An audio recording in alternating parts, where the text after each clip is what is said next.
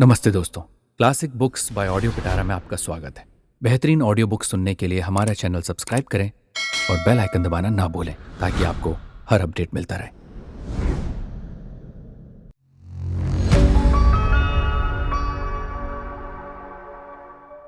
Welcome to audio पिटारा।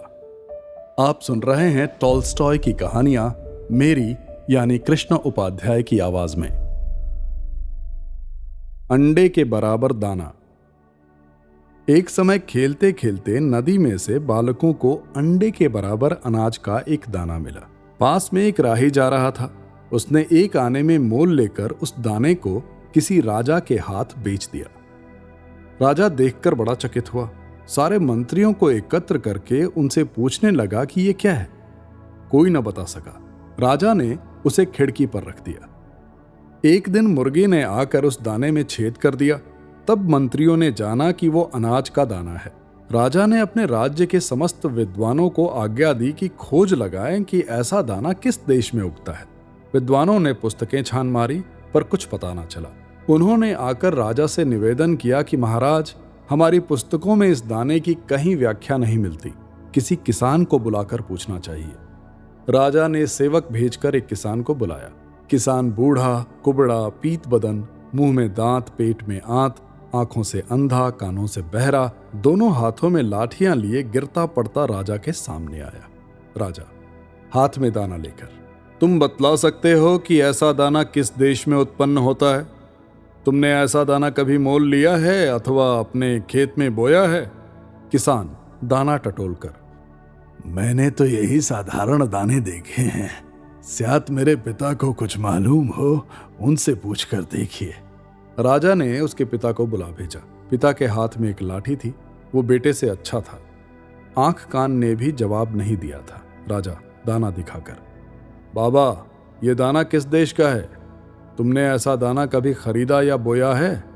पिता, महाराज, मैंने ऐसा दाना कभी नहीं बोया। मोल लेने के विषय में मेरी ये विनती है कि मेरे समय में रुपए की चाल न थी। अनाज के बदले में ही सब व्यवहार चलता था। हाँ, इतना कह सकता हूं कि हमारे समय में आजकल से बड़ा दाना पैदा होता था। शायद मेरे पिता को कुछ मालूम हो, उन्हें बुलवा भेजिए।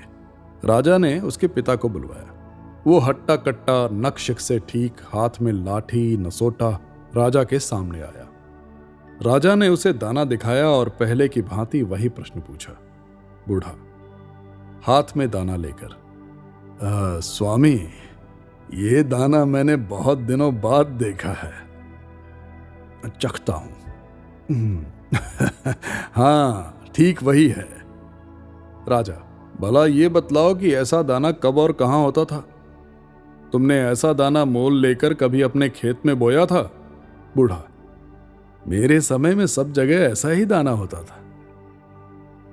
मैं ऐसे ही दाने खाकर पला हूं। हमारे खेत में सर्वदा ऐसे ही दाने उगा करते थे। राजा, परंतु उन्हें तुम कहीं से मोल लाया करते थे क्या?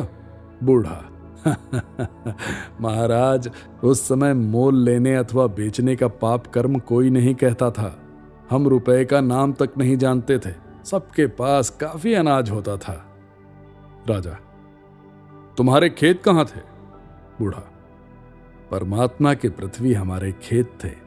जो जहां चाहता था हल चला सकता था। धरती किसी एक आदमी की नहीं थी। सब लोग अपने हाथों की कमाई से पेट भरते थे।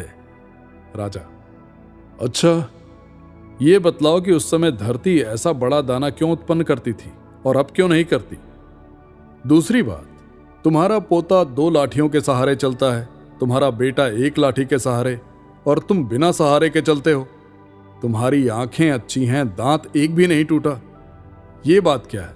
बूढ़ा, स्वामी, इसका कारण यह है कि इस समय मनुष्यों ने अपना काम छोड़ दिया है।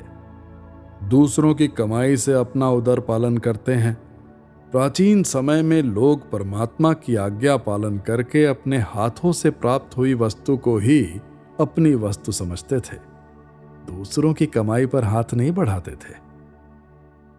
अभी तक आप सुन रहे थे टॉल्स्टॉय की कहानियां। ऐसी और कहानियां और ऑडियो बुक्स फ्री में सुनने के लिए डाउनलोड कीजिए ऑडियो पिटारा का ऑफिशियल ऐप। ऑडियो पिटारा सुनना जरूरी है। दोस्तों, आपको ये कहानी कैसी लगी हमें ज़रूर बताइएगा। लाइक और कमेंट कीजिए और अपने दोस्तों के साथ ये कहानी ज़रूर शेयर कीजिए। Thank you so much. Audio पिटारा सुनना जरूरी है।